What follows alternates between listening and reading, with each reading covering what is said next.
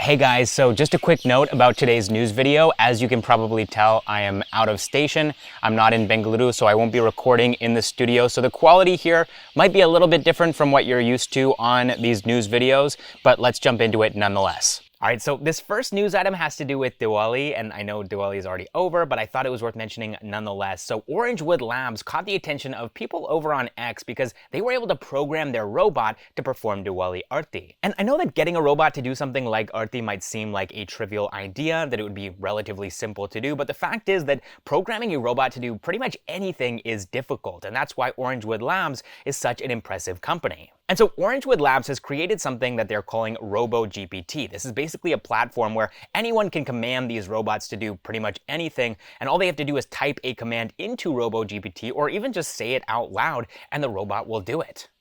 And so the video that I'm showing right now is showing people doing exactly that, and these commands can be given in English, but there's also 50 other languages supported right now by RoboGPT, including, of course, Hindi. Now, the larger goal of Orangewood Labs is to get robots to do tasks that are either too dangerous or too monotonous for human beings. And so being able to program these robots with just your voice is going to make them much more accessible to people at large. And I think this is really incredible. The company has already raised $8.6 million to build out their innovative robots, and these robots are already available for pre-order. Now, just one little side note here, Orangewood is in fact a US-based company, although the founders are Indian, and also their R&D happens in Noida. All right, next up in the news, we have an update on the Economic Offenses Wing investigation into Ashneer Grover and Madhuri Jain. But just to catch you guys up, back in December of 2022, Indian fintech unicorn BharatPe filed a complaint against Ashneer Grover, his wife Madhuri Jain, and her family members with the Economic Offenses Wing of the Delhi Police. Ashneer and his family were accused of conducting 81.28 crore rupees worth of fraud at BharatPe, and one of the allegations was malpractice related to 7.6 crore rupees worth of payments that had been made to 8 HR consultants between 2018 and 2021. Now, according to the investigation being done by the Economic Offenses Wing, the EOW, which is still in the initial stages, by the way, these HR consultant firms were actually allegedly used to siphon off money from BharatPe for work that they never did. So the way that this would all work, and again, this is all alleged, so do take it with a big grain of salt. It's not yet confirmed that this is in fact what happened, but allegedly, Madhuri Jain would receive information about employees that were being hired by BharatPe, and then she would use that information to show that they were in fact hired by these HR firms, and then charge BharatPe for their services. And the crazy detail here is that 5 out of these 8 HR firms were actually using bank accounts which hadn't even yet been opened when these payments were made. What this means is that the invoices used to charge BharatPe were actually generated at a later date, and also 3 out of these 8 HR firms were actually using email IDs and phone numbers which belonged to one of Madhuri Jain's family members. Then, the EOW also used office emails to point out that Madhuri Jain tried to speed up payments to these firms. However, Ashneer Grover has taken to X to point out that the EOW's investigation is still at the initial stage and claimed that, according to BharatPe's auditor, Deloitte, no fraud was reported in their finances.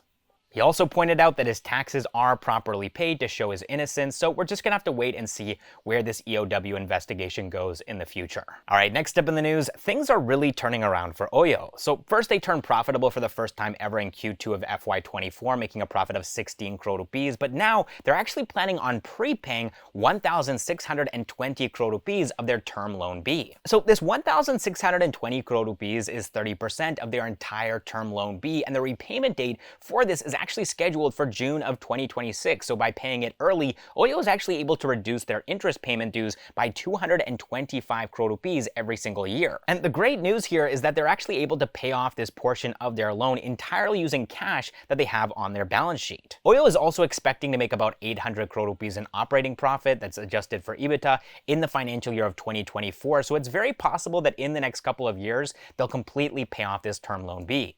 All right, next up in the news, on the 27th of September 2023, Instamojo's application to become a payment aggregator was rejected by the RBI after they failed to meet their eligibility criteria. And so since then, Instamojo has been forced to shut down their payment aggregator business, although they have partnered with other licensed payment aggregators to help process their merchant payments. And this is a massive blow for a company that has built their business out of processing payments for merchants. There are 2 million merchants on their platform. However, the company has said that they will be reapplying reapplying for this license in the next financial year. That's FY25, but that's still a long way out. And for now, all of their merchants are going to have to reapply for KYC with the new payment aggregators. That being said, though, fortunately for Instamojo, 90% of their merchants have already finished their KYC and their payments are now fully operational. All right, next up in the news, the Delhi High Court has ordered Sharechat and Moj, both of which are owned by Mohalla Tech, to take down 134 clips and recordings from their content library. All of these clips belong to Z Entertainment Enterprises, which owns the copyright for this content, and basically what happened here is that Mohalla Tech and Z had entered into a license agreement back in 2020, which basically allowed Mohalla Tech, Sharechat, and Moj users to use Z content to create their content.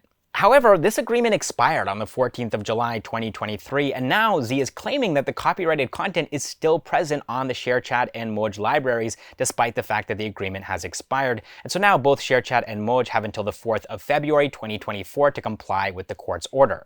All right, next up, let's move into the funding news segment here. So this week, Indian startups raised $28.32 million. That's a more than 85% drop in funding from last week when Indian startups raised $232 million, making it one of the worst weeks for Indian startups in this financial year. Now, the majority of these funds went to online bakery startup Baking Go, which raised $16 million in their first ever funding round. And this is actually a company worth talking about because it's been bootstrapped by its founder since 2016. Next, we have fintech startup Slice. They raised $9 million in debt funding a month after they merged with Northeast Small Finance Bank to get into the banking business. After that, we have robotics startup General Autonomy, and this company was founded by two of Sharechat's co-founders, Banu Singh and Farid Hassan, and they raised $3 million in their seed round. Now, we don't yet know much about this company. It's still early days for them, but based on what Farid has said in his tweets, General Autonomy is going to be building industrial robots that automate factories by replacing manual labor, so very similar to Orangewood Labs. And then finally, we have SaaS-based Breathe ESG, and these guys have raised $315,000 in their pre-seed round. All right, that is all the startup news that I have for you guys this week. Let me know if the audio quality was okay. If it wasn't, then I'll work on it for next week. But anyways, thanks so much for watching, and I will see you in the next one.